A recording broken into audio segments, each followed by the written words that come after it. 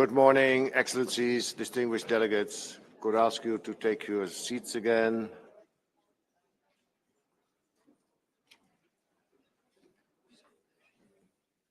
I hope you all had a good night rest. We are somewhere halfway in the text with our reading. The aim is that we finish it today, so that is still quite a challenge, but I think it is doable. Looking a bit at earlier discussions on boxes 4 and 5, we have already had intense discussions on boxes 1, 2, and 3, but we have to continue box 3. And we have the ICRC kicking off for us the discussion this morning. So without further ado, let me pass the floor now to the distinguished representative of the ICRC. You have the floor. Thank you, Chair, and good morning. Echoing the comments made by the distinguished representative of Austria yesterday, we welcome paragraph 6 and the inclusion of the requirement to ensure context-appropriate human judgment and control in the use of laws in the chapeau.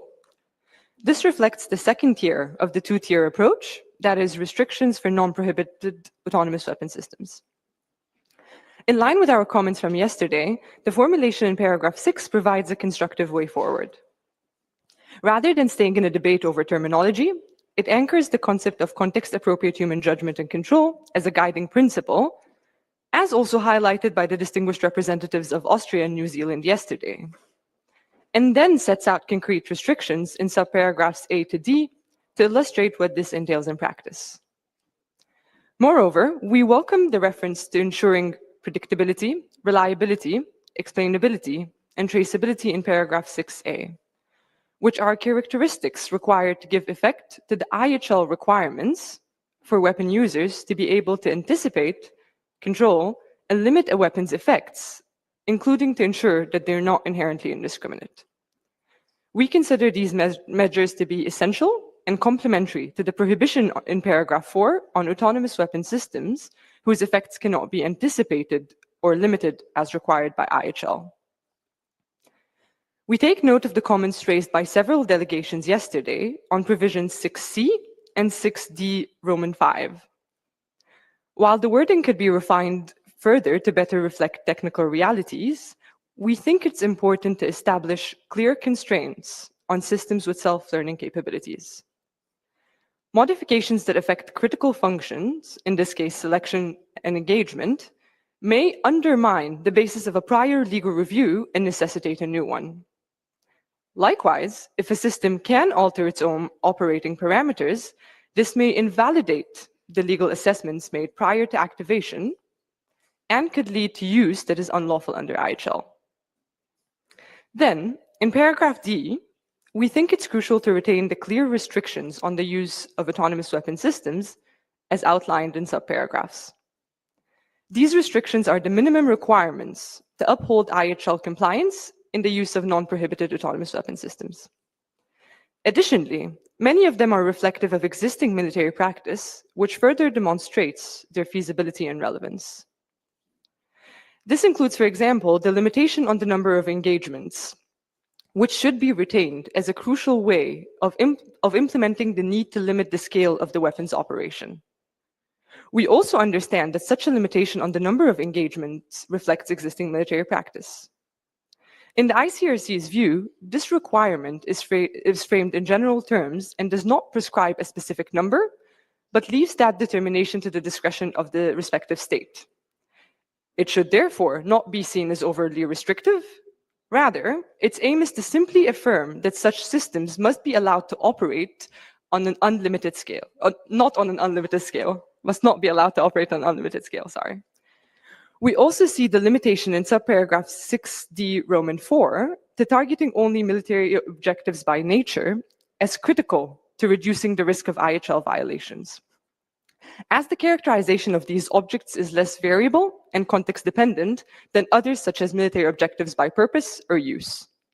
In simpler terms, using autonomous weapon systems against objects that are military objectives by nature presents a lower risk than other types of military objectives that the object eventually struck by the autonomous weapon system will in fact be a civilian object at the time and place of the strike. I thank you, Chair. I thank the distinguished representative of the ICSC for stating the position of her delegation and for further commenting on the individual paras. I have now 4 more requests for the floor from Finland, Pakistan, Norway, and Ukraine. Let me first pass the floor to the distinguished representative of Finland. You have the floor. Thank you, Chair. I would like to briefly share my delegation's comments and our reflections on yesterday's statements regarding the third box. We can welcome the first 2 paragraphs as they are, but also agree with Singapore and others stating yesterday that in the second paragraph may could be replaced with must. We also support proposed additions to the third paragraph, aiming to clarify that civilians actively participating in hostilities may lose their protected status under IHL. We find that paragraph 5 works well as it currently stands, and we can accept paragraph 6a and 6b as they are. Additionally, we support the French proposal to add the word significantly to paragraph 6c.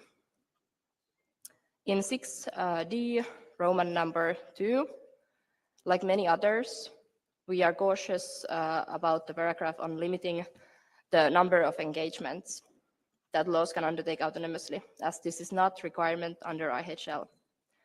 Moreover, such limitations would be context-dependent and in many use cases would hardly make sense on the field. While we would prefer to delete this, given that these paragraphs are framed as examples and not as mandatory restrictions, we could remain flexible and accept its inclusion as well. In 6d, Roman number 5, we still find this notion of by nature to be problematic. Roman number 4, by nature to be problematic, since it is more limiting than the definition of military objectives found in AP1 Article 52. This could lead to creating counterproductive double standards in addition to misuse by actors trying to exploit IHL. Therefore, we support deleting this paragraph altogether. Lastly, we support deletion of 6d Roman number 6, since these functions are crucial elements of law's technical functionality, as learning or self-tuning as well as adaptation happens continuously and in multiple layers within complex systems such as laws. Thank you, Chair. I thank the distinguished representative of Finland for commenting on the text. Next on my list is the distinguished representative of Pakistan. Sir, you have the floor. Thank you, Chair. We appreciate the way you're steering the meeting.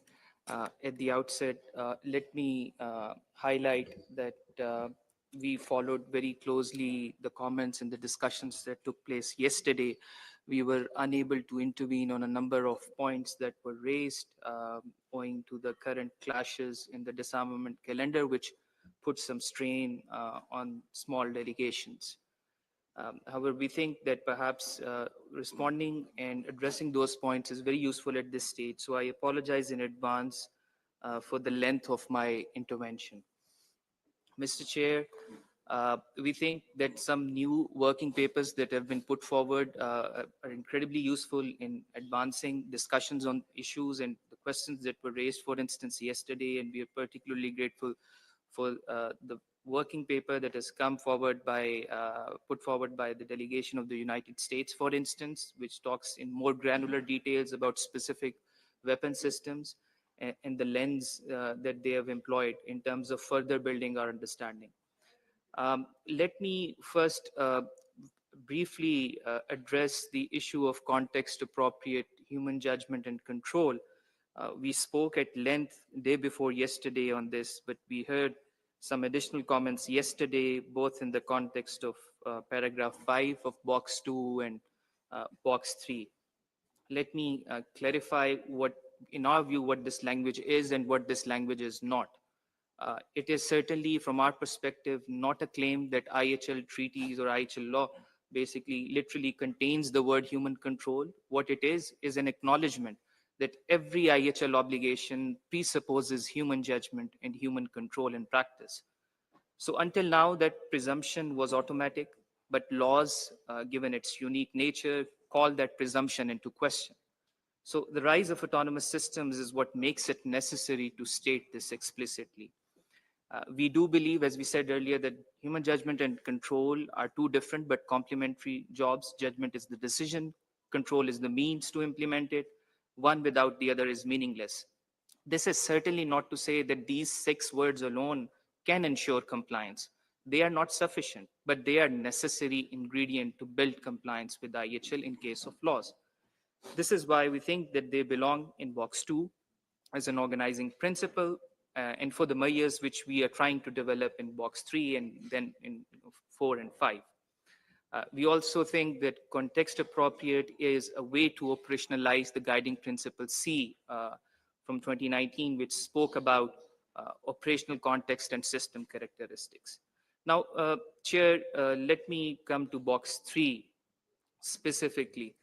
I think the first point before going into specific language we would like to address is that we've heard two categories of comments from a number of states. One sets of concern comes from the presumption where perhaps there is a need to build common understanding on the terms that is there, and we certainly welcome those comments. We think there is work required in some of the places in this box where we can certainly increase that understanding so that the implementation of those principles is easy going forward. The second category of comments that we have heard is by a group of states which use the lens that whatever is stated or contained in IHL, they're measuring it with that. And I think this is where the fundamental divergences or differences are, the challenge that we have. From our point of view, IHL has never been a static construct, which we have highlighted repeatedly. It has developed progressively to respond to new technologies and realities of warfare. And this is exactly what the development of IHL and international law looks like. The International Law Commission, which talks about the codification of law, talks about two main ingredients. One is the more precise formulation of existing law, which we continue to do. And second is progressive development in areas which are not addressed and not yet regulated. And when we look at the mandate of our GGE, it encompasses both of these areas for codification. So our task is threefold. One is to clarify the existing IHL. Second, to develop the law progressively where gaps exist. And third, to ensure that IHL remains responsive and credible in the light of the new challenges that have been raised. And many delegations have spoken about the history of CCW and the protocols, how they have come about. I will not go into detail, but I think the central question that we all need to address is, are the existing IHL rules sufficient to effectively govern the use of this new technology, or do we need new rules in these cases? A large number of states continue to believe new rules are needed to address those questions, and they are trying to attempt codification in this box. So that's how we are going to approach it. If lastly on this question, if we are going to just restrict ourselves just to restate the IHL requirements and principles, we do not believe that this group needed the mandate of 3 years to do that. We think that the states recognize the unprecedented nature posed by autonomy in critical functions, and that's why the mandate was carefully drafted to address those concerns. Now, on the specific language of box 3, Mr. Chair, we agree when we look at the first few paragraphs, the first 4 paragraphs, the language that is framed, it is prohibited, the phrase that is used. I think that's important that we use that formulation. It is, as others have highlighted, consistent with the examples used in other protocols as well in CCW. And it is again in the mandate that we have to take into account the examples of other protocols of this convention as well. Now let me come to paragraph 2. We heard comments yesterday that perhaps the reference to IHL here could be removed or shifted from its place. We think the formulation that you have suggested does two things in this paragraph. First, it anchors these provisions squarely in IHL, and then it highlights the most directly relevant rules without suggesting that they are exhaustive, which are, in this case, principles and requirement of distinction, proportionality, and precautions in attack. So our task is not to artificially separate the weapon rules from the conduct of hostilities. We think that the legality of these weapon systems must be assessed in relation to full body of IHL. Therefore, we strongly support the retention of IHL reference in this paragraph. Coming to paragraph 3, Chair, and I think this is a very important paragraph where we talk about the protection of civilian population. A few states have drawn our attention to perhaps the conditions that are laid out in the existing body of IHL and whether we should qualify this protection as it appears in IHL. When we look at the new technologies in the past that have posed risk, whether, for instance, it was case of mines or, for instance, in case of incendiary weapons, we think that the CCW has already responded by setting a much higher standard of protection of civilians.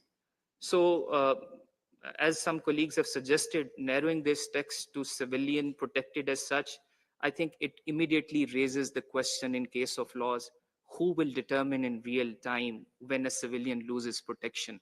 Are we confident that a lethal autonomous weapon system, in which a number of questions have been raised on the autonomy, that they will at every time decide when the civilians lose protection and when they do not? So in that dynamic environment, I think the answer from our side should remain clear, that the human judgment should remain paramount. That is why I think it's important that when speaking about lethal autonomous weapon systems, we should not dilute this safeguard.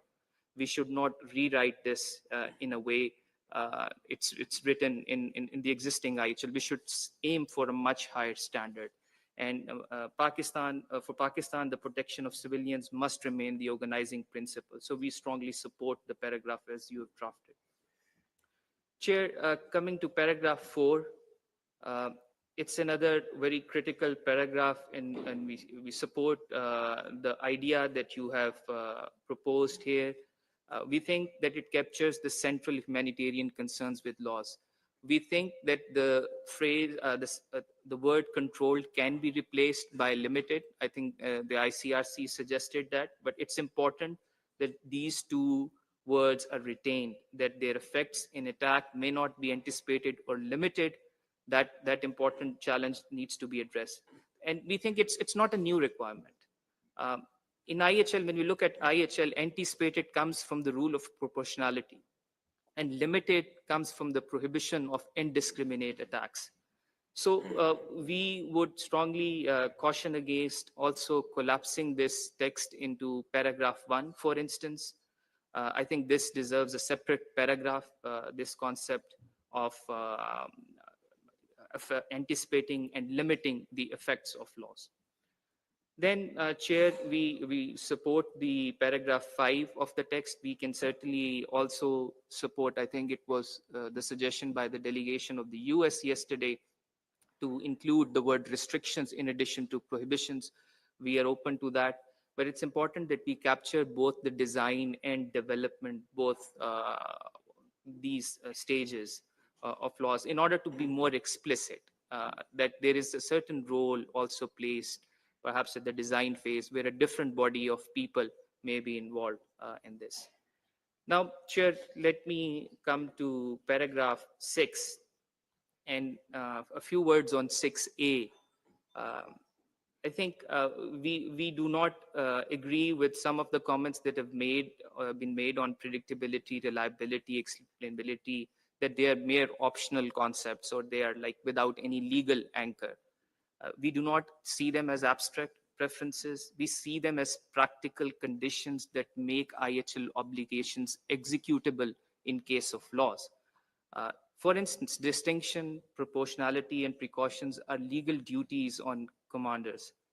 But we struggle to imagine how these duties can be discharged if there is a system that behaves in ways that is unpredictable or unreliable or uninterpretable.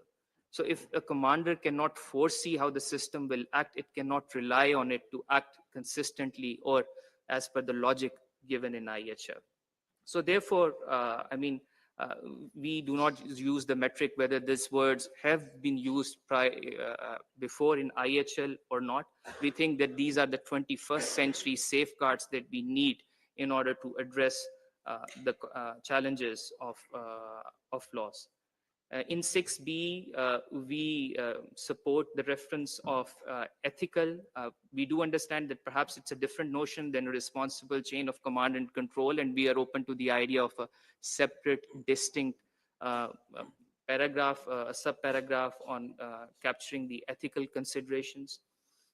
Then, Chair, on 6c, I think this is also very important. The point here is simple. Once a human sets mission parameters, which includes target types, duration, geography, or scale, the system itself must not be able to alter them during their operation. If those limits can shift during mid-mission, then the commander's IHL judgments no longer bind that engagement, and the effects could become unpredictable in certain ways. And this is not hypothetical. This is not a hypothetical capability we're talking about. Already, the research that is going on in AI suggests dynamic replanning, online learning, and systems behaving outside their intended parameters. Therefore, I think it's a practical safeguard, and also with the evolution of technology, it also takes into account that. In 6D, Chair, I would like to address 6D2. In 6D2, we think that limiting the number of engagements is also an important safeguard. If a system is allowed to keep firing without limit, even a small error rate in the initial iteration could eventually become an unlawful harm of higher magnitude or higher proportion. IHL requires every single attack to be judged for its requirements, for its distinction, proportionality, and that judgment cannot be delegated to a machine for an unlimited series of strikes. So by capping engagements, what we are trying to do, we are trying to introduce or create a natural pause that brings the human judgment back in the equation, that gives the commanders the opportunity, the ability to assess the situation before authorizing more action. Therefore, we do not think it's a radical idea. Lastly, on 6D4, Chair, I think it was just pointed out today in the morning by ICRC that restricting laws to objects that military objectives by nature is important. IHL recognizes 4 routes to military objective status. 3 of them are like location, purpose, use, which are more dynamic, context-specific intelligence, human legal judgment they require. The 4th one is this one, the military objective by nature. And the 3 ones which are dynamic are precisely the kind of determinations that autonomous systems is likely to get wrong in real time.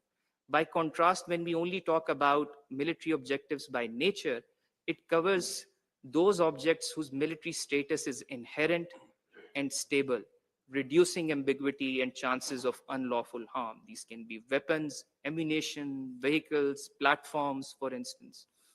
I think Singapore brought yesterday a very interesting example of a repurposed factory. And it actually reinforces our thinking at our point that those statuses which are dependent and which turn on the current location, purpose, and use and can change quickly in the warfare, they should remain a human call for each engagement. And for the lethal autonomous weapon systems, a narrow, a tech-neutral safeguard that makes that assumption by the nature that is important and that minimizes misclassification risk and leaves commanders free to strike other military objectives. I'd like to thank you all, and I apologize again for the length of my intervention, but I think it was important to address some of the points that have been raised yesterday on this box. Thank you, Chair. No, thank you very much for that. And perhaps like laws, we have also a certain need of a limitation of the number of engagements we can deal with at this moment with the ongoing CD meetings. And I understand that people have to run from one meeting to another meeting. And for that reason, it's extremely useful that people can also follow it on UN Web TV and review it again on UN Web TV. Next on my list is Norway, to be followed by Ukraine and the APILS. But first, the distinguished representative of Norway. You have the floor.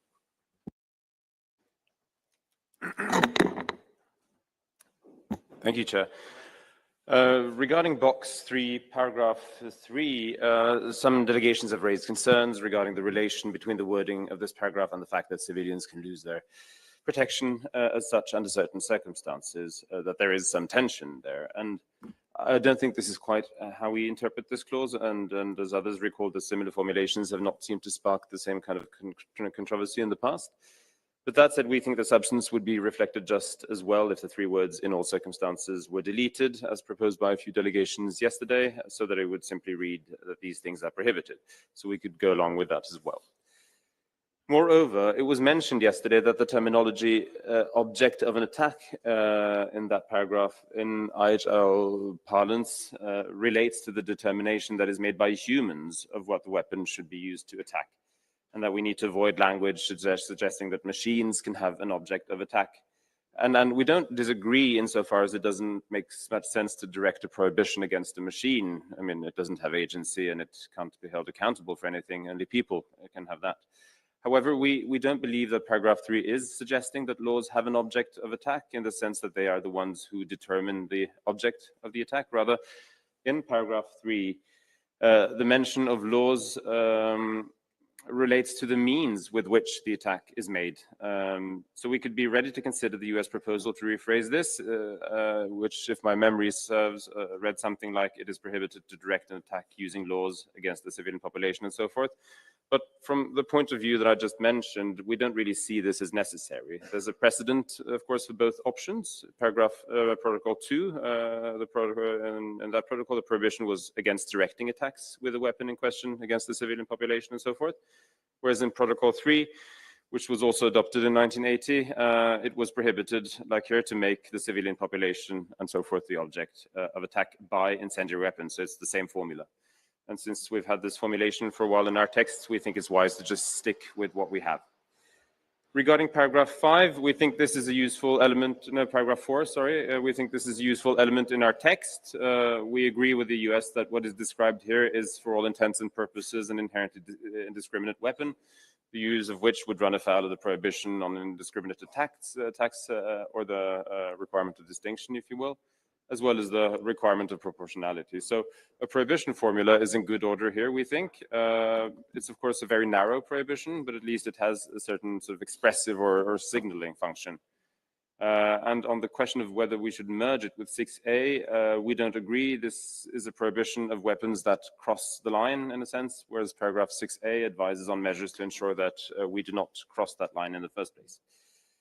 Regarding paragraph 5, we agree that it'd be good to include requirements or principles and requirements in light of the varied kinds of norms that are expressed in paragraph 1, 2, 4. And then on 6, we think that the current version of the chapeau is a step forward compared to the rolling text of 8 November last year, but a slight step back from the version you circulated at the end of our March meeting. The point is this: in box 2, we assert that context-appropriate human control and judgment is merely recommended. There we say that it's necessary to ensure that the use of IHL is in box 2, we say that context-appropriate human control and judgment, or judgment and control, is necessary to ensure that the use is IHL compliant, whereas here we say that it is merely recommended. So in our opinion, we need to be clearer that meaningful human control is, for all practical purposes, something that we need, and replace the word should with must or need to, as others have also proposed. Of course, that has an impact on the following subparagraphs, which are then couched in more prescriptive language. So, but mostly we don't think that should be a problem, since paragraph A is qualified with the word adequately, and paragraph D with the words as appropriate, which underscores yet again that they are context dependent and also provide for a large margin of appreciation. Subparagraph B on responsible chain of command and control, and C on human control with autonomous self-modification is, on the other hand, something that we believe should always be required. And then on the subparagraphs of 6, we can support A as it is, but we would also be open to move at least traceability and explainability to the responsibility and accountability sections or boxes. In subparagraph B, we appreciate the replacement of moral with ethical. We're still a bit on the fence regarding the placement of the ethics issue in the text, although we suppose you could make the argument that ethical considerations are part of a responsible command and control, for instance, through the requirements of the Martens Clause. What is important for us, though, is that ethics is featured somewhere in the text. A core concern when it comes to lethal autonomous weapon systems, apart from the issue of human control, is, for instance, that the potential for reduced direct human involvement in the decision to use force, and which can potentially weaken the psychological and emotional restraint that comes from being personally connected to the act of inflicting harm. It may also reduce the opportunity for positive human traits such as empathy and compassion and moral reflection to influence decisions. But at the same time, it is important to recognize, of course, that machines are not susceptible to negative emotions like hatred or rage, which can themselves lead to excessive or unlawful use of force. So the ethical implications are, of course, far from clear-cut, and it's not obvious to us yet how we would operationalize safeguards that respond to these concerns. I mean, meaningful human control goes some of the way, but as I said, it'd be good to keep the ethics hook in this text at least, which gives us a platform to consider the risks that come with putting too much time and space and technology between the decision to inflict harm and the consequences of it. So paragraph C, we believe, is much improved through the elaboration of the mission parameters that we are talking about. Some have proposed, France and others, I think, to narrow it down a bit so that only significant modifications are captured. We can go along with this, but we're not sure it's necessary since the requisite level of human judgment and control is context dependent anyway. I think the main point here is to convey that in the face of such capabilities, especially if it includes AI and machine learning, where the system might not behave in a linear way but can make some creative or unexpected leaps, and that's hardly science fiction today. In the face of such, we need to be more alert and have guardrails in place to ensure that the link between the command intent and the operation of the system remains intact. In subparagraph D, we support the new formulation of the chapeau. Roman numeral 2, we appreciate the inclusion of autonomously at the end and understand the rationale of this paragraph to be that limiting the number of engagement that a system can undertake reduces the potential consequences of errors in the system, as well as to promote then a higher degree of human control through the need for periodic reactivation with the exercise of renewed context-appropriate judgment that would entail. We'd like to keep this, especially now that it's rendered clear in the chapeau that this list is suggestive and not prescriptive. And of course, we think I think it was originally a US proposal to add autonomously at the end is useful to highlight the point about human reactivation. The Roman 3, we prefer the recommendation to avoid civilian concentrations, which appeared to be a very helpful risk-reducing measure and also just a recommendation at that. In this current formulation, avoiding civilian harm is just an explanation for why we should limit the geographical scope of the system. It's not promoted as an end in itself. With that said, we appreciate the call in the chapeau to limit the geographical scope, and that is further elaborated here in a separate subparagraph. Roman 4, we continue to believe that this has a place in our text, as the targeting of people raises much more difficult legal and ethical problems than targeting inanimate objects, and call for special consideration. So the recommendation to restrict as appropriate the use of laws to objects is useful. And finally, Roman 5, we find to be a useful supplement to subparagraph C. It's not about the need for revalidation and exercise of human judgment in that regard here, but rather a recognition that machine learning can introduce risks that should be mitigated. Thank you. I thank the distinguished representative of Norway for his detailed comments and suggestions. Next on my list is Ukraine, to be followed by IPILS, France, Peru, the United Arab Emirates, and Australia. But let me now first pass the floor to the distinguished representative of Ukraine. You have the floor. Thank you, Chair. In approaching Box 3, our delegation welcomes the inclusion of paragraphs 1 to 3, reflecting general principles of international humanitarian law, on which, as our delegation hopes, we all agree. We take note of the remarks made by some delegations as to clarification of some aspects, which do not affect the overall importance of these provisions. At the same time, our delegation would like to provide several commentaries on paragraph 4 to 6.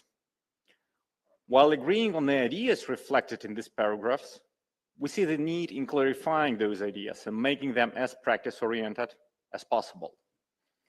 As for paragraph 4, we share the concern expressed by some distinguished delegates that this provision may, at this point, be lacking a genuine basis in the existing treaties, and therefore we uphold the proposal to rephrase the wording by making it more similar or perhaps even identical to the wording of Article 51 of Additional Protocol 1.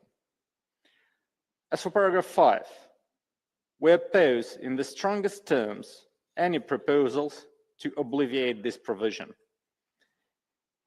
Indeed, as has been stated by the distinguished delegate of Austria and other distinguished delegates, this norm echoes the provision of Article 36 of Additional Protocol 1, and one can wonder why this article that has existed when the CCW has been adopted has not been repeated in any of the previous protocols.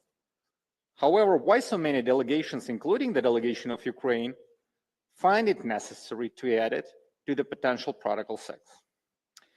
The answer is in the nature of the lethal autonomous weapons. A fatal mistake or even an intentional misdeed may occur not only on the stage of use of those weapons, but also on the stage of their design and development. Therefore, the laws create a responsibility unparalleled before by any other weapons. States become obliged to ensure compliance with the IHL already at the design stage. Simply spoken, when an army contractor produces a shell or possibly an inflammable substance, the features of the outcoming product are known and predictable.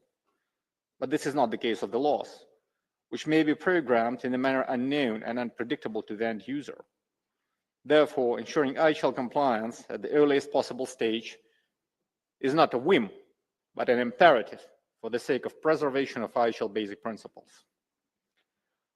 Some delegations voiced support for the retention of paragraph 5, but deemed that it can be more appropriate in box 4. The delegation of Ukraine is flexible about those proposals. Our point is that this provision must be maintained and, if possible, reinforced in either box 3 or box 4. Now, please allow me to move to paragraph 6. We deem this paragraph to be a useful clarification on the notion of context-appropriate human judgment and control that discloses some of its useful elements. Our delegation remains fully supportive of the arguments previously made by many delegations, including Ukraine, and which have been most recently summarized by the delegation of the United States, that the present text is still lacking a satisfactory definition of the term context-appropriate human judgment and control. We believe that the definition,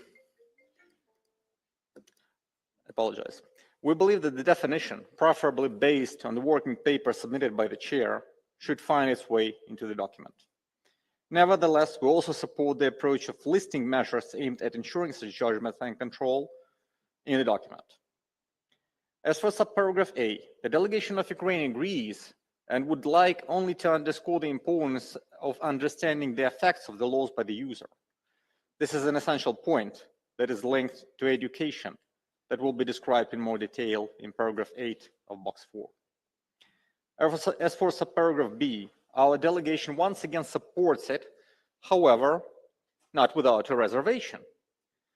The distinguished representative of Singapore has already mentioned this, and we would like to argue for the removal of the term ethical considerations from the wording of subparagraph B. Ukraine is fully aware of ethical challenges and imperatives arising from an armed conflict. Ukraine, through the legal system of the armed forces, in cooperation with other state bodies, the academia, and the international partners, teaches ethical requirements to every combatant. However, ethical considerations are not equal to legal obligations. In contrast to them, ethical norms remain largely unwritten, vaguely defined, and often subjective. This is not what we think about when we think about legal norm. So without denying the importance of ethics and fully supporting such importance, our delegation still insists on removal of reference to ethics from subparagraph B. As for subparagraph C, our delegation finds it instrumental in understanding the notion of context-appropriate human judgment and control. Yesterday, we mentioned about 3 dimensions of context that Ukraine has learned from its battle experience, and we are more than pleased to see them in the rolling text. These are type of target, time, and space. It is exactly to those parameters that human judgment and control must be applied. These parameters are further repeated in subparagraph D. We have no remarks as to the chapeau of the subparagraph, but we do have concerns regarding the list marked by Roman numbers. More precisely, speaking of Roman 2, we share the concerns of the representatives of Spain and Luxembourg and see no need in limiting the number of engagements that the laws can undertake autonomously. The rationale of this prohibition is understandable, and it does have merit in some contexts, but definitely not in all contexts. For example, in the context of defensive weapons repulsing the incoming threats, this can be not only useless, but even suicidal. Therefore, this item should be either scrupulously qualified or removed. As for Roman 3, we also see no need in this item since it is fully covered by the geographical limitation within the context of use of the laws described previously.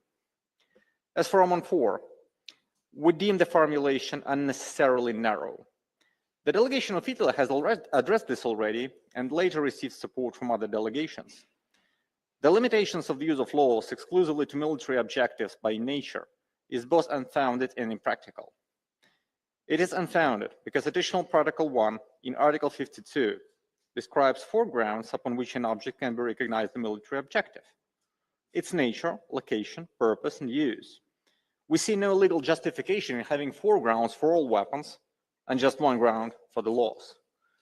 We further find to be well justified the remark made by the representative of Finland that such formulation has a potential of creating a double standard in the use of weapons and confusal in the situation instead of clarifying them. As for practical justification, we understand the logic behind this proposal, but we cannot support this logic. Firstly, an object that is not military by nature may well be used for military purposes. For example, civilian cars are being used to attack the positions of the armed forces of Ukraine on a daily basis. Secondly, a number of perfectly military objectives can be such not only by their nature. Prohibition of attacks on military objectives only because they are not such by nature would unduly hinder the capacity of the belligerents to achieve a lawful military purpose of weakening the armed forces of the adversary.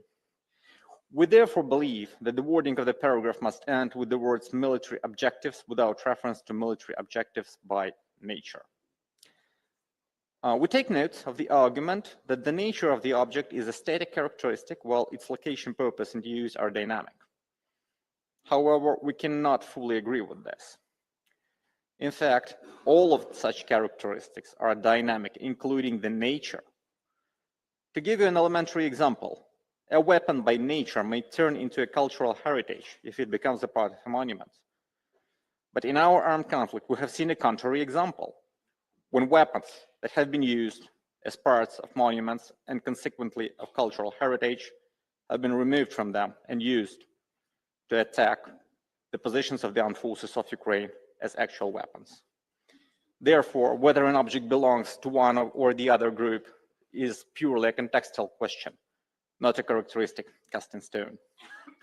Speaking of Roman 5, we understand the necessity of this item but disagree with its place in formulation.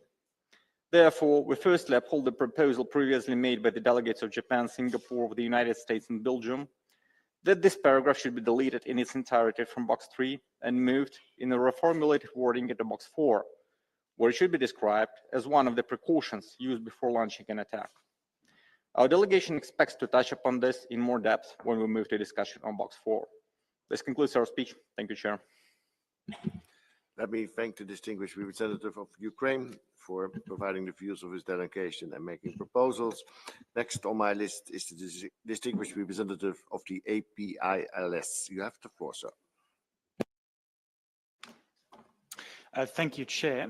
We have listened with great interest to the many detailed suggestions concerning Box 3, Paragraph 6, and these already give a lot of material to you to work with. But with your indulgence, we would add a few comments. Subparagraph A contains a number of concepts that many delegations have recognized as important, and some of these concepts have also been reflected in national and international documents relating to the use of military artificial intelligence. A number of delegations have, however, pointed out that the terms predictable, reliable, traceable, and explainable do not form part of the existing body of IHL and do not necessarily enjoy widely accepted meanings. We would like to point out that the substance of many of these concepts has already been incorporated into the rolling text. With respect to predictability, the next box, box 4, refers in paragraphs 3 and 4 to the anticipated effects of laws, which implies the ability to anticipate such effects. Also, the language currently in box 3, paragraph 4, which we have suggested including as a subparagraph here in para 6, refers to the ability to anticipate and control the effects of laws. As for reliability, box 4, paragraph 5 refers to the testing and evaluation that would enable a human user to have a reliable expectation of the performance of the laws. Box 4, paragraph 6 and 7 address biases, which are also connected to the reliability of a system. When it comes to explainability, box 4, paragraph 3 already sets the expectation that the capabilities, limitations, and effects of laws are understood. Chair, traceability is a more difficult concept as it has multiple meanings. It sometimes refers to the need for transparency and auditability in the design methodologies or data sources or documentation of the system. But sometimes it refers to the need to link the effects of a system to a human user. We suggest that these are issues that should be addressed in more detail as appropriate in boxes 4 and 5. We stand ready to assist the Chair in finding language that would more comprehensively address the concepts of predictability, reliability, traceability, and explainability across the text. But we would caution against incorporating these terms or labels without any further explanation or definition here in subparagraph A.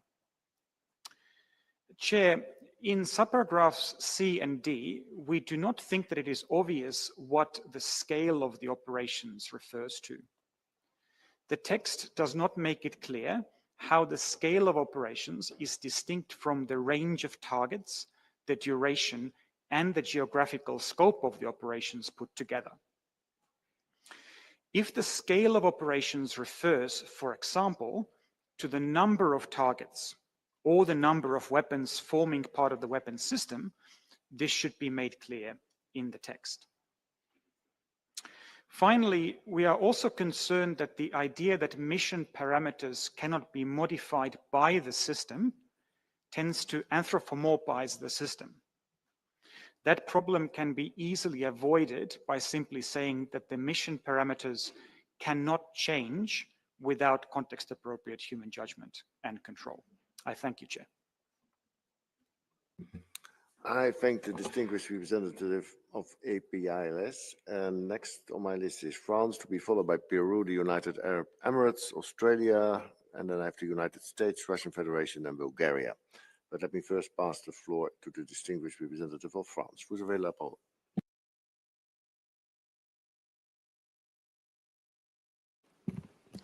Merci, Monsieur le Président. Thank you, Mr. Chairman. I thank you for giving our delegation the floor once again for this part 3, box 3. If I may make some comments to paragraph 6D and its sub-paragraphs. We support the current wording of the preamble part of 6D. As appropriate, the expression as appropriate enables us to reflect the fact that each situation will depend on many different factors and that the use of the systems will be determined on a case-by-case basis by the chain of command, the human chain of command. Subparagraph 2, like Spain and Japan, we would like to get rid of that subparagraph because no rule of IHL impose us limiting the number of engagements. However, it is possible that the chain of command or control considers limiting the number of engagements depending on the context of use and the characteristics of the system. In subparagraph 3, in order to better be consistent with IHL language, we would like this subparagraph to be redrafted to be consistent with the text of Article 57.2a(2) of the additional protocol number 1, which reads as follows. Precautions in the choice of means and methods of attack with a view to avoiding and in any event to minimizing incidental loss of civilian life, injury to civilians and damage to civilian objects. Sous paragraphe 4. Subparagraph 4 now, like Italy or Singapore, as we've already explained several times, we would like to reword this subparagraph 4. As it is currently drafted, it is not consistent with IHL and is not consistent with the idea of strict duality, which distinguishes between military objectives and civilian objects.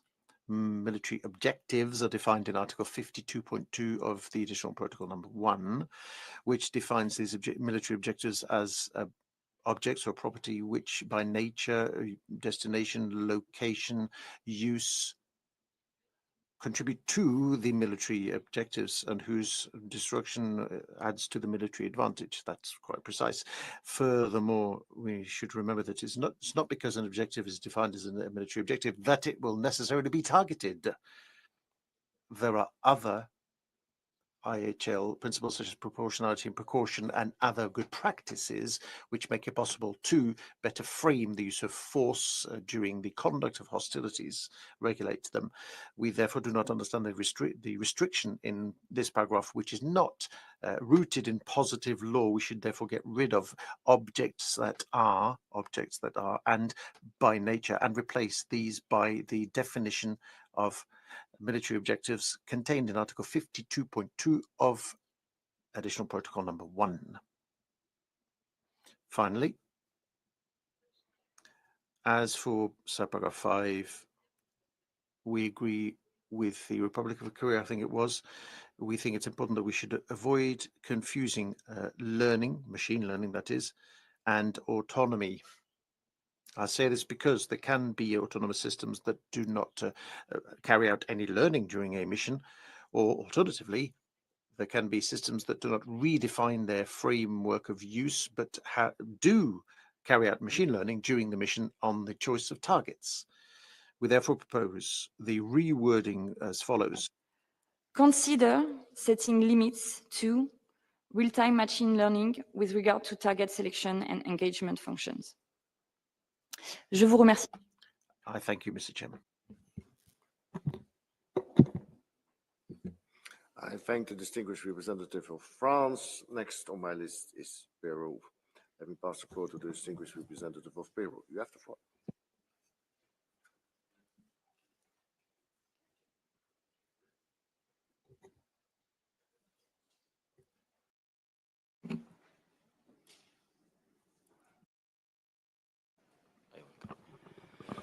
Muchas gracias.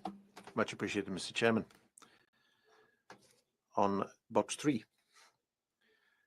this box is vital, in our view, given that here are embodied the prohibitions and the obligations and the two-level approaches, which at the end of the day are the basis or the cornerstone of the future instrument, a legally binding agreement or instrument, which is in line with what has already been proposed in the Protocol 6 proposal of the CCW.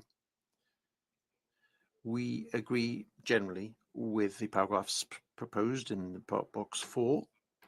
Paragraphs 1 to 4 reflect the guiding principles which have been recognized by the GGE pursuant to the norms and principles of IHL. We also agree with the delegations who have warned about what is contained in paragraph 4 and the term control, which should be changed to limited to make sure that it is consistent with IHL and dispel ambiguity with regards to the word control. In 5, we highlight the importance of the prohibitions in the design, development and use of laws. As we pointed out with regards to Article 3 of Protocol 6, there is a prohibition to design, develop, produce, own, hold, acquire, deploy, transfer, use in any circumstances autonomous weapon systems that cannot be used with significant human control in its critical controls, which include those that operate in a way that cannot be predictable, be explicable, anticipated, be understood, or etc. In that protocol, we also warn about the requirements needed to guarantee effective human supervision of any weapon system and permit the intervention and deactivation or disabling at any moment. On paragraph 6, we generally agree with what is proposed in 6. We recognize that it is maximalistic, but it is the spirit sought in designing regulations for such weapon systems. And as has been said by many delegations, several delegations, it is an unprecedented novelty given the technological and autonomy characteristics of these types of weapons, which have up to now never been regulated. We are in favor of the chapeau of paragraph 6 on the requirement to have human judgment and control, the context appropriate, that is, in the use of laws, which reflects the restrictions of those weapons systems that are not prohibited. And finally, we also support the inclusion of the ethical issues for the same reasons as those put forward by the delegation of Kazakhstan. Thank you very much.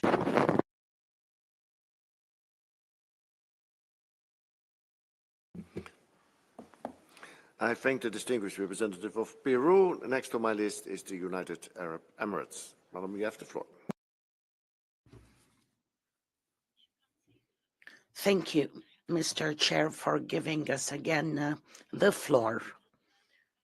In this statement, we follow up on what we mentioned under box 3, and here we would like to focus on paragraph 6.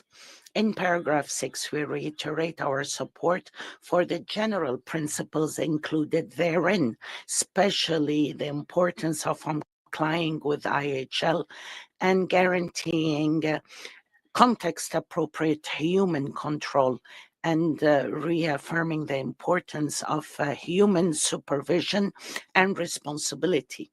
With regards to subparagraph A, we agree with the general principle and reiterate the importance of being traceable and explainable to those responsible for the use of laws.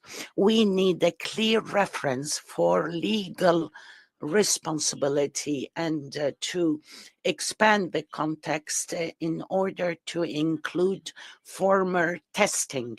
This was taken up by previous GGE sessions, especially in 2022 and 24.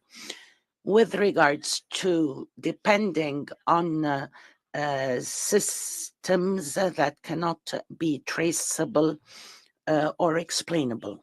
With regards to paragraph B, we support this paragraph. It is for us a cornerstone with regards to not changing the decision-making to a machine.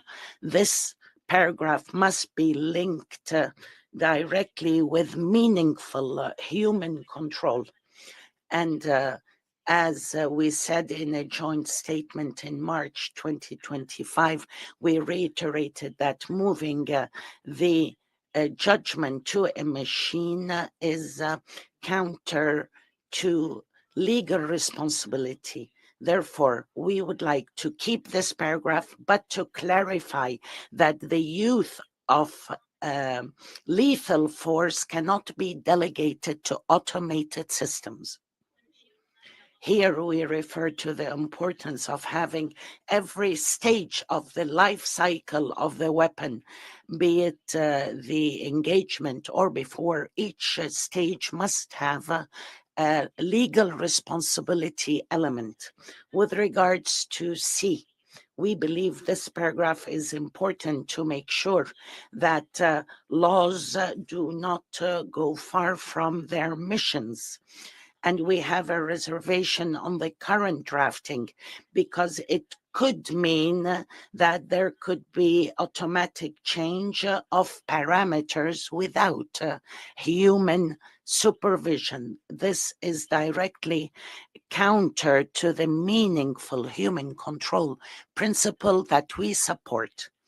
Many countries have expressed this concern in their statements in 2023 and 2024. Since we believe that automatic change of parameters totally cancels human intervention in important decision-making, which undermines legal responsibility. Therefore, we reiterate that human judgment and control must be from the first stages and not only as a supervision. With regards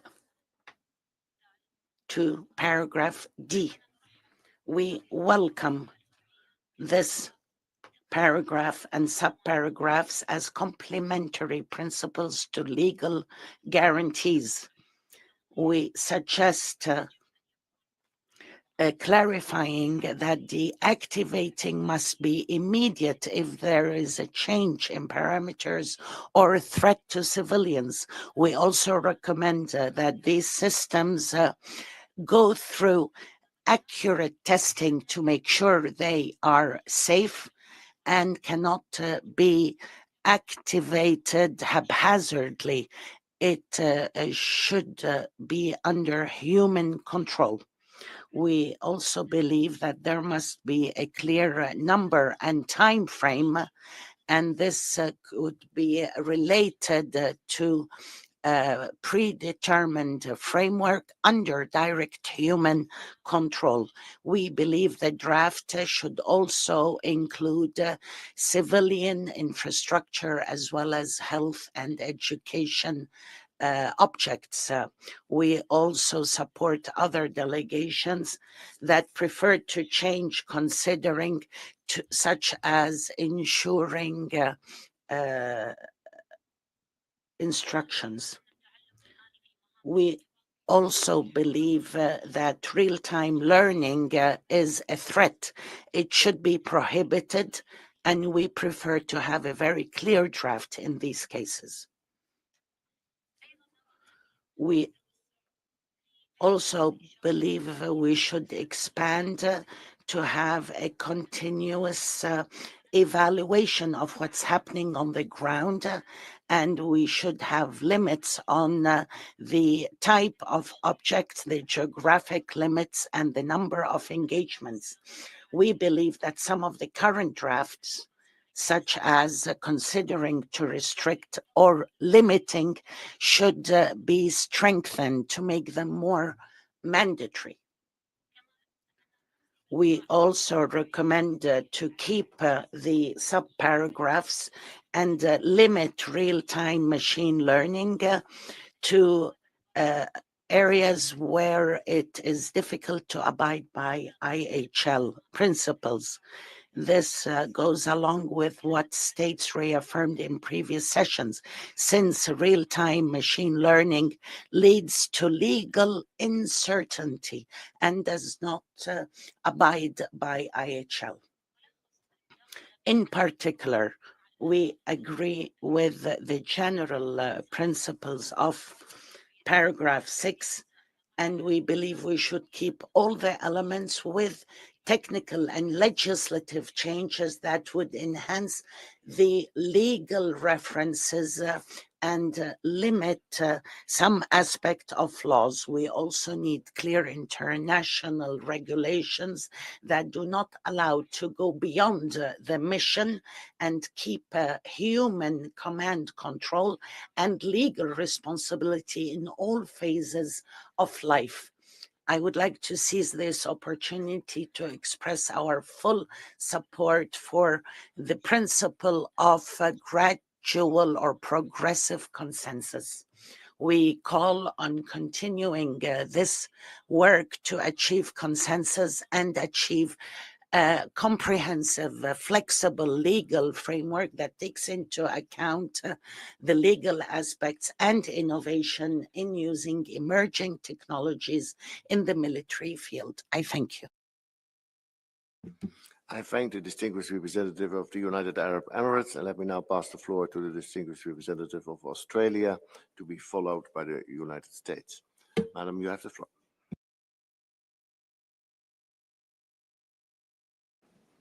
Thank you, Chair.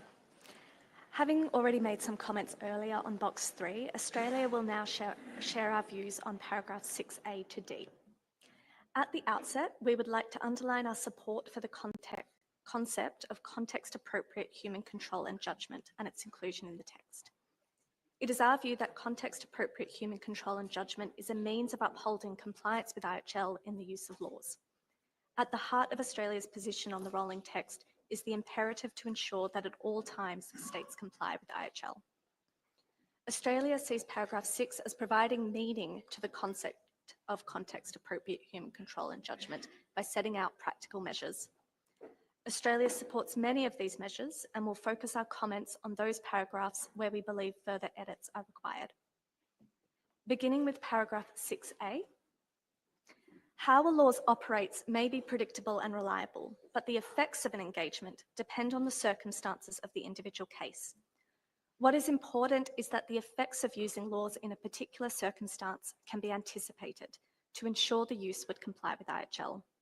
We therefore suggest replacing predictable and reliable with anticipated.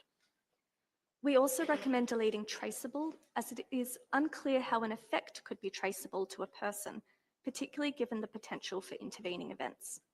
We would welcome discussions with other delegations on what they mean by the word traceable. From Australia's perspective, we want to ensure that the rolling text is implementable and workable in practice. In the place of traceable, we would suggest the word controlled, which we believe more clearly reflects the intent of this paragraph. The paragraph would then read, ensure the effects of laws are adequately anticipated, controlled, and explainable by those responsible for their use. As the effect of this paragraph is largely covered by box 4, paragraph 3, it may be that these paragraphs could be merged. On paragraph 6C, we would prefer to revert to the prior drafting, which does not purport to exhaustively list mission parameters. The paragraph would instead read, ensure that laws' mission parameters cannot be modified by the system without context-appropriate human control and judgment. Australia would not want the text to inadvertently exclude parameters. An alternative fix could be to substitute the phrase with regard to with including. On paragraph 6D, Roman numeral 2, we do not see the reason for including a limitation on the number of engagements a laws can undertake autonomously. We would be interested in hearing from delegations on why it may be necessary in some circumstances to limit the number of laws in autonomous engagements in order to comply with IHL. If this paragraph is to be retained, then we would suggest changing limiting the number of engagements that laws can undertake autonomously to controlling the number of engagements it can undertake autonomously, as it may be more practical for militaries to implement. Turning now to paragraph 6D, Roman numeral 5. As my delegation raised at the March session, we do not think that real-time machine learning is inherently negative. There may be benefits to real-time machine learning to enhance IHL implementation. As such, we would suggest deletion, as it may be that any concern here might already be remedied by paragraph 6C. If we were to retain this paragraph, then we would propose 2 edits. First, we would propose replacing machine learning with system learning. Machine learning is just one type of learning and means of processing or aggregating data. It is possible that other system learning types may be developed, and this text risks excluding them. By changing to system learning, we would retain the GGE's technology-neutral approach, which is important to future-proof the text. Second, we propose changing limiting to controlling.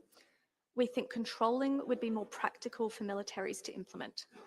Controlling system learning speaks to engaging appropriately with the laws to ensure there is opportunity to correct, improve, or stop learning where needed, rather than placing what may be an arbitrary limit on this function. Thank you.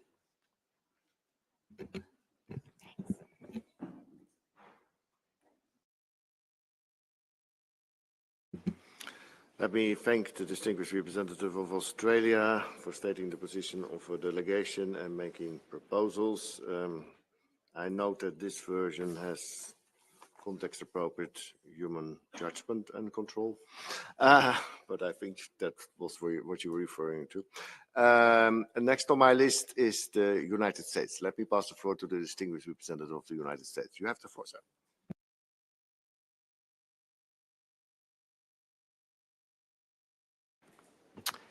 Thank you, Chair, and good morning, colleagues. We wanted first just to register our appreciation for the really rigorous discussion that we've been having this morning and yesterday. I think this illustrates one of the most important things about this forum. We're achieving a level of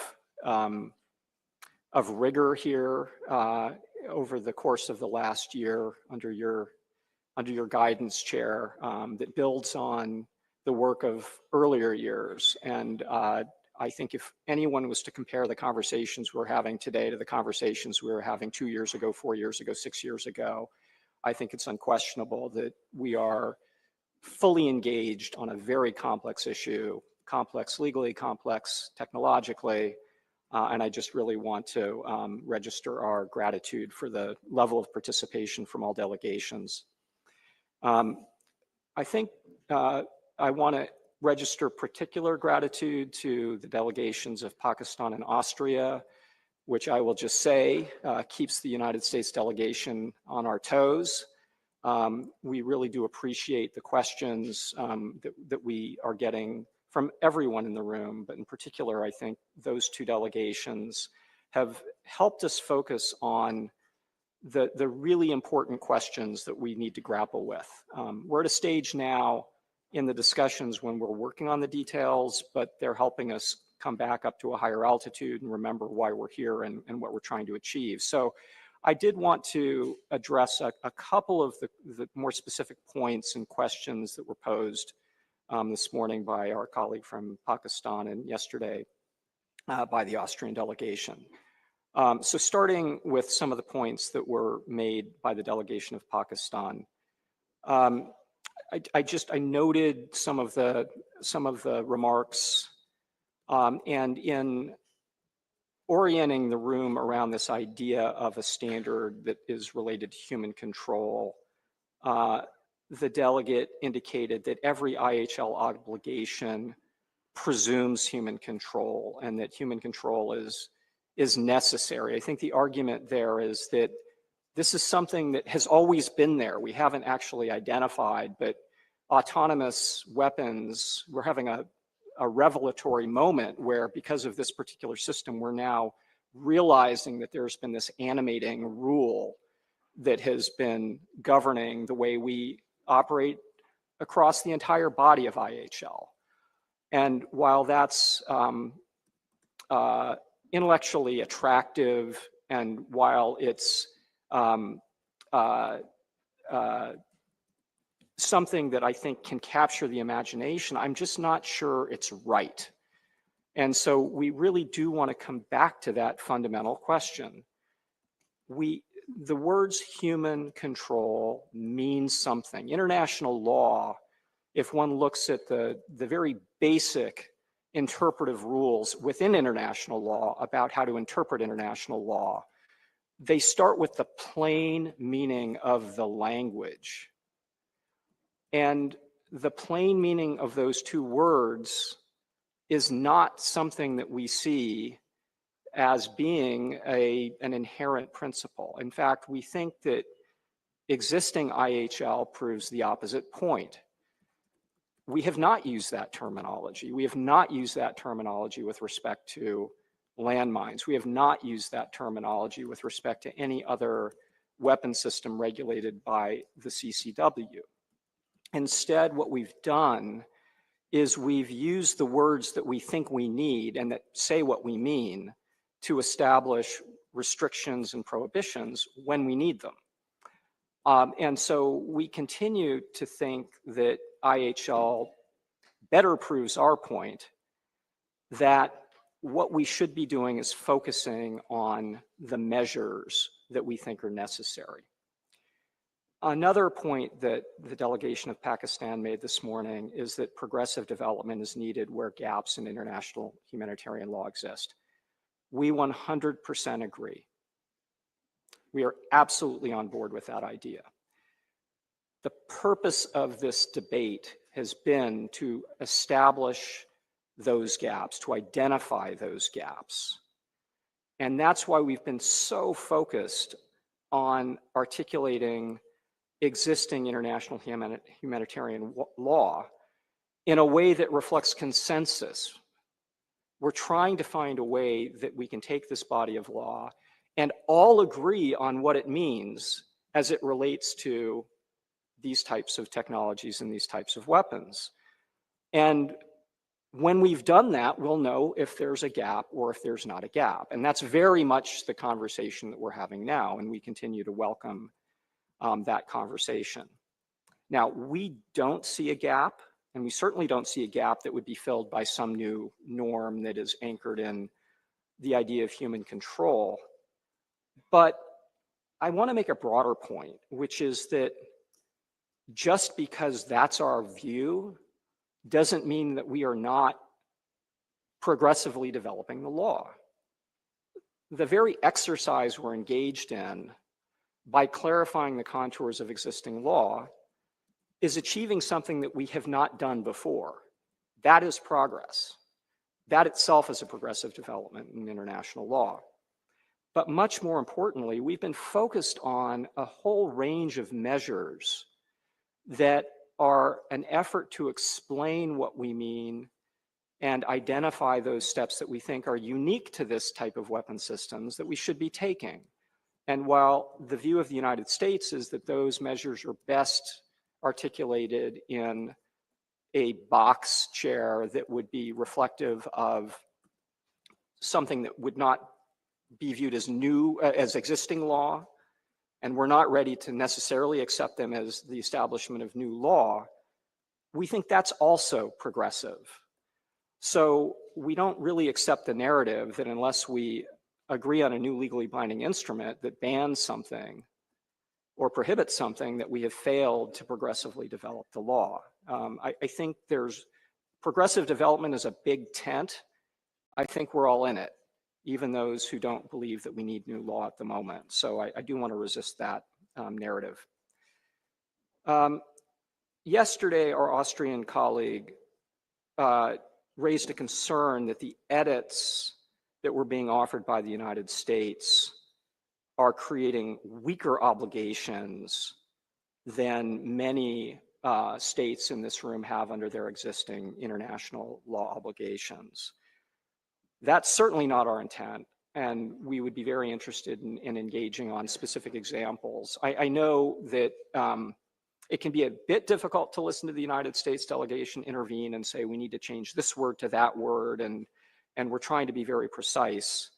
But I can tell you that we've been very mindful of the need to try to create an articulation of the law that would be shared by everybody and that would not be viewed as a derogation of or a weakening of existing obligations. I think the one norm that had been raised as an example this morning by our colleague from Pakistan was this question of civilian protection and citing the additional Protocol 1 standard. And I think there we would just want to say that to the extent that delegations have heard that our proposal to incorporate language like protected as such after civilians, to the extent they see that as a dilution of the 1977 additional protocol language, we recognize that we're offering language that differs from additional protocol 1, but we actually don't see this as changing the applicable legal standard. The 1977 protocol sets forth rules on the conduct of hostilities, including protection for civilians, for states parties to that instrument. And in that instrument, civilians forfeit their protection from being made the object of attack if they take direct part in hostilities. I don't need to add a lot really to the observations that were shared by our colleague from Ukraine earlier this morning. I think he did a much better job than I could explaining that under Protocol 1, ostensibly civilian objects also can become military objectives if they're used for military purposes and they're no longer considered civilian objects. So I do want to just reaffirm that the spirit here is not to weaken obligations. And we will absolutely work. I think it's more a drafting question to make sure we don't do that inadvertently if we have, but I'm not sure that we have. It also, I think, raises an interesting conceptual problem, which is, to the extent that we may end up developing things that would be viewed as a new norm, we have to recognize that it will create tension between whatever we produce and what may previously exist. That itself, for lawyers and really for everybody, is a legal challenge. If you were doing something in a subsequent instrument that would effectively derogate from an obligation under a prior instrument, that needs to be understood and that needs to be well managed. So I do appreciate the comment because it helps flag that particular issue. But the Austrian delegation's comment does point out a pretty important issue. States do have differing obligations under treaties, and they do have differing views of what customary international law does or does not require. I think we're navigating that pretty well at the moment, but we have to be aware of that. And we have to be aware that there may be points in this discussion when that does become a real issue. So I thank the Austrian delegation for that warning. It also helps us explain a point that we've been making for many years, which is for our delegation, it's very important to understand what we're doing in this room, not just in relation to treaty obligations and what we do under relevant conventions, but how this will impact the views of states in the future on the nature and the evolution of customary international law. One of the reasons that we have been most persistent in raising a concern with the idea of incorporating some sort of framing of a new norm around a concept of human control is that we know that for maybe even a majority of delegations in the room, they already believe that that exists as a matter of customary international law, and that they will use this development within the CCW as a way to argue that this instrument, which I hope we all achieve a new instrument, is a proof that there has been the crystallization of new customary international law norm built around this new framework.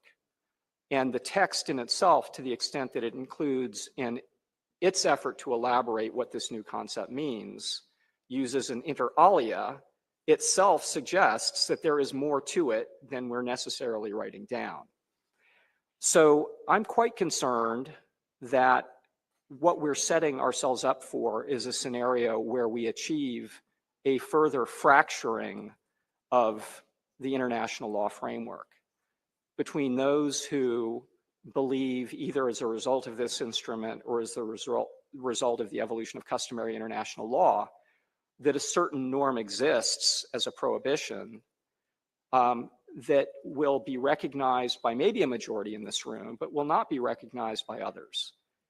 I think the objective, at least for now, that we have is to try to achieve consensus on a way to progressively develop this area of the law in a way that shows with absolute clarity that we are all together on the instrument that we're ultimately going to be producing, and that it means what it says, and that whatever we are required to do is clear from the four corners of that instrument. Thank you, Chair. Let me thank the distinguished representative of the United States for his thorough reaction to the remarks of other delegations. I think it brings us back also a bit to the first discussion we had in March 24, when a number of delegations here said about the work to be done, that you could differ between two work streams or even 3 boxes, but that would be confusing again because we have now boxes to divide up the text for practical purposes, because in the end they will disappear again because we have the set of elements as an aim. And they were, then the first was to indeed look at or confirming that international law applies. The second one was to possibly agree measures to make that happen, also with regard to laws, because laws are very, very special. And this is why we sit here. Otherwise, there was no need to do it if they would be just like ordinary weapon systems. And then the third was possible new international law, because what we have, and even with the measures, that might not be enough. And that is, of course, a discussion. And I think what also the distinguished representative of the United States is saying is, and that's certainly my aim as chair, is indeed that, well, we are in a round room, so we don't have corners, but I would say assembly-wide, that we leave this room at a certain moment in September next year with a common understanding. And also on the text, but also on what to do with the text. And yes, we will see what kind of a special things we have to do about laws because they are so special. And yes, that could sometimes then be different from already existing law, I think. But we have, of course, a principle also in law on that, lex specialis derogat legi generali, that indeed, if you have a special law on a special item, that could indeed be different than a general rule that is applicable. And for that reason, and probably we will spend quite some time on that, we have this heading on top of what we are now developing, the set of elements that makes clear that this is for the work we are doing within the CCW, within the GD laws regarding laws, so that there is no external effect of what we are doing here. Sorry, I was a bit tempted also because of my own background on those topics. Let me now pass the floor to the distinguished representative of the Russian Federation. Sir, you have the floor. Спасибо, уважаемый господин председатель. Thank you very much, distinguished chair. We'd like to share some comments that we have on paragraph 6. My delegation believes that this paragraph is indeed the paragraph that spells out the notion of human control, or simply control. In connection of ensuring human control, the position of the Russian Federation remains the same. We believe that such control should be carried out and ensured, and in all of that, the specific measures and procedures for ensuring human control should be left up to states to decide. And in this connection, as far as paragraph 6 is concerned, we believe that it is important to ensure the right balance between the effectiveness in ensuring human control and the practical nature of ensuring such control.